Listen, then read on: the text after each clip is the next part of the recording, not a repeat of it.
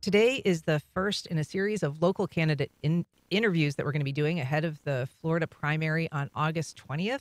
Over the next few weeks, we're going to introduce you to several of those seeking office and ask them to answer your questions. First up is Dr. Nadine Ebri. She's a candidate for Duval County School Board District 1. Dr. Ebri, thanks so much for being here. Yes, thank you for having me. Why are you running for school board?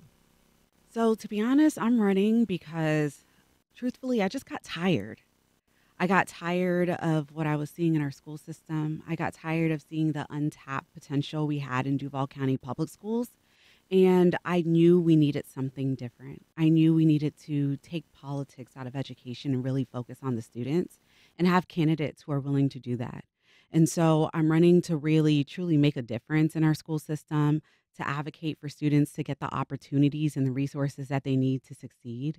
I taught in Duval County Public Schools for 10 years. I taught in Duval for 10 years. And I saw the challenges that students were experiencing, from homelessness to students struggling with academics and all of the things, all of the barriers that they were facing. And so knowing that education is the great equalizer, we need to fix our educational system to ensure that our students can go into the workforce and can thrive after they graduate. So, having seen it from the inside and worked in a classroom, what is it that students need? What is it that teachers need at this point? Yes. So teachers need resources. Teachers need support. Teachers need just people who are just backing them.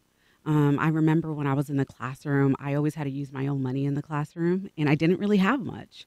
As an educator, you make the bare minimum.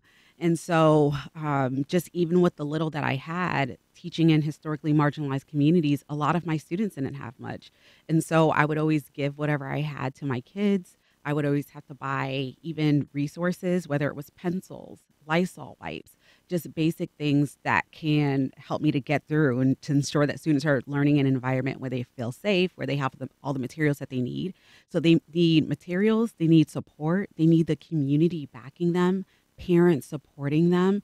Like, we're at a time where educators are just exhausted. They're exhausted. Some are working 2 or 3 jobs to make ends meet. They come into the classroom, they want respect. And so it's important to provide teachers with everything that they need to thrive, because at this point, if teachers are in the classroom, they're doing it because they love it. They're not doing it because they necessarily have to be there. And so it's important for us to back and support them so that we're not losing our good teachers. Did teachers, in your experience, feel like the school board was doing a service for them, that they were well represented by the school board of the last several years?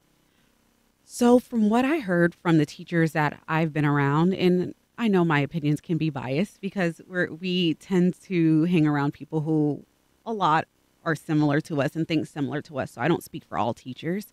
And so, however, from the teachers who I've been around, a lot of them didn't necessarily feel like they had the extent of the support that they needed. And sometimes they didn't necessarily feel like their opinions and in their thoughts were even being heard. And so it was very important for teachers to be able to have somebody who reflects them, reflects their thoughts. And so I thought it would be great for me to run, because I'm like, I've been in the classroom. I'm not just a teacher. I'm a parent of a child who's currently in Duval County Public Schools. So I see things from a parent standpoint. I see things from a teacher standpoint. And just, of course, I was also a student. And so I understand what the teachers need to really be reflected on the school board, and it's important for their voices to be heard. So do you watch school board meetings? Yes. And so, I mean, those can be really tough to watch. Mm-hmm. What about that appeals to you, that you want to sit up there on that among those members? And so, honestly, the job isn't that appealing. So I'm really there to make a difference. I know it's not easy being a school board member.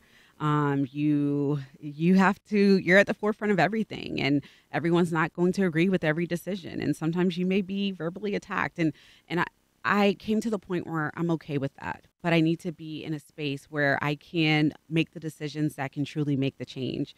And so for so long, I felt, as an educator, I didn't necessarily feel empowered. I just kind of watched things happening to us, watching the decisions that were made by board members that trickled down to us, that affected us in the classroom, and felt like there wasn't much I could do about it. it actually wasn't until 2020 where I started to feel empowered. I remember someone told me about a program called the AMP Ed National Fellowship. And the purpose of this program was to get educators engaged and interested in policy. And so when someone told me about it at first, I was like, oh, I don't really know. I'm not interested in policy.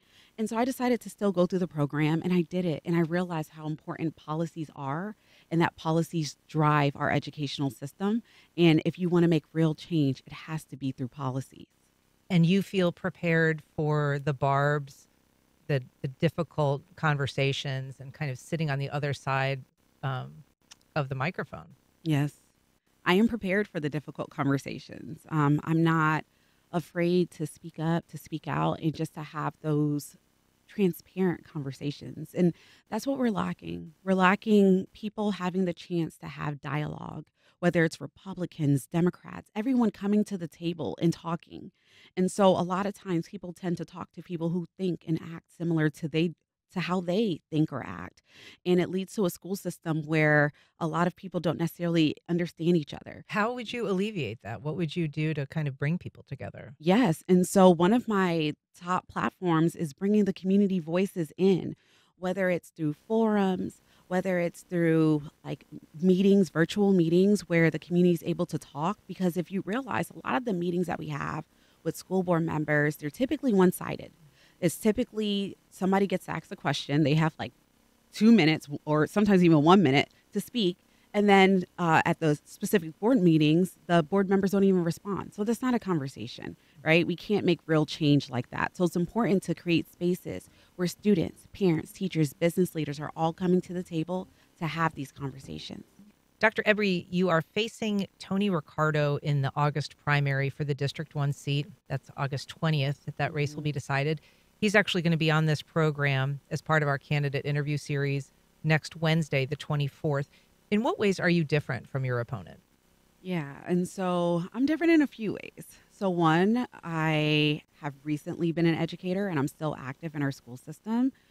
Tony Ricardo, he retired in the 90s and has not been active in the school system since.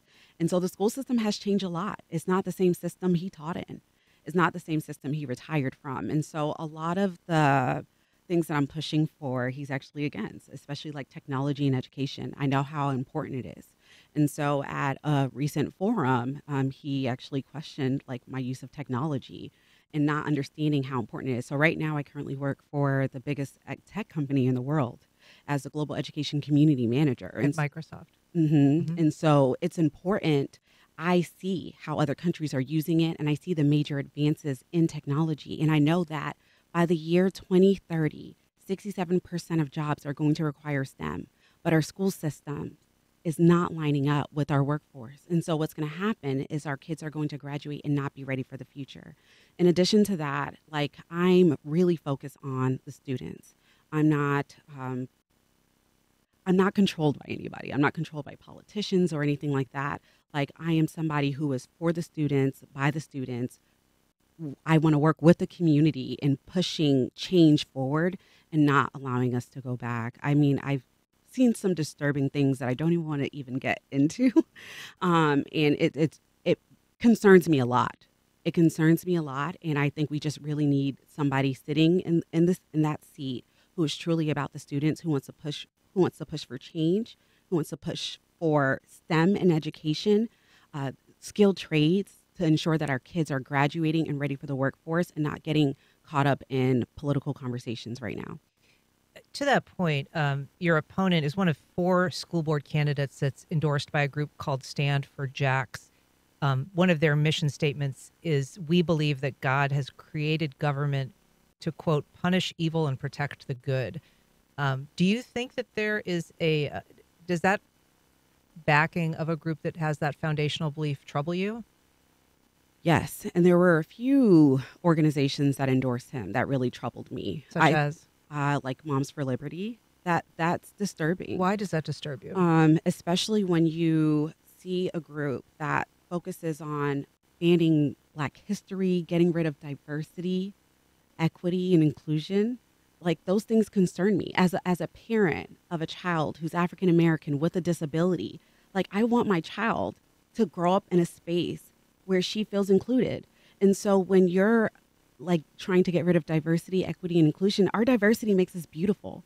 It's beautiful seeing kids who come from different backgrounds in one location learning. It's beautiful to be able to accept and embrace them. It's beautiful when you have a child with disabilities in a class learning with a child without it. And so when someone starts to attack that, it's actually very concerning to me, because the kids who need protection start to lose that. And so it's important to have somebody who values the diversity in our district. Our district is 70%, almost 70% of our students are students of color. We can't have somebody who's against diversity. That's what our district is made up of, diverse students. In terms of politics in the sphere of public education, there's actually a ballot amendment that we'll be discussing later in this show, closer to November, but it would return partisan designation to races, would return partisanship to school board races, where people would be declaring whether they're Republican or independent or Democratic. What are your thoughts about having partisan school board races? I don't support it. So I leave this hashtag on my Facebook page all the time: students over politics. We don't need to bring more politics into education. This is where a lot of the downfall is happening, is that a lot of people are driven by politics and not the students. I actually wanted to use the slogan "students first" when running. I didn't even want to do that anymore, because so many people say it and they don't even mean it. And so I just felt like it'll be another cliche statement that I was running around with that nobody would truly believe, because the community tends to hear that, and then they see people sit in the seats and it's not the students first. People tend to go with their political party, whatever political group is backing them, donors, and not putting the students first. And I truly want to put the students first. So one of the huge decisions that awaits the school district is what's going to happen in terms of consolidation, cuts that are going to be required. What is your position on the proposals right now for this major contraction and school closures? Yeah, I mean, it's disturbing. Looking at the amount of schools that are being closed, looking at the amount of students who are leaving our public school system in droves. And so I think it's very important, one, to look at budget, like how we're using the money and the funding, looking at contracts and things like that. But it's also important to go back to the basics, go back to the root, and see why are parents leaving our public school system and what can we do to get them back in. So the Jacksonville Public Education Fund is hosting a debate in the District 1 race. That's on Thursday, July 25th at 6 o'clock, and people can register for that at the JPEF website. We're going to continue these candidate conversations in the days and weeks ahead. As I said, we're going to be having Dr. Ebri's opponent, Tony Ricardo, next Wednesday. And you can also subscribe to the Jacksonville Today newsletter for alerts about these upcoming interviews. Nadine, Ebri, thank you so much for being here. I really appreciate it. Thank you. Thank you for having me.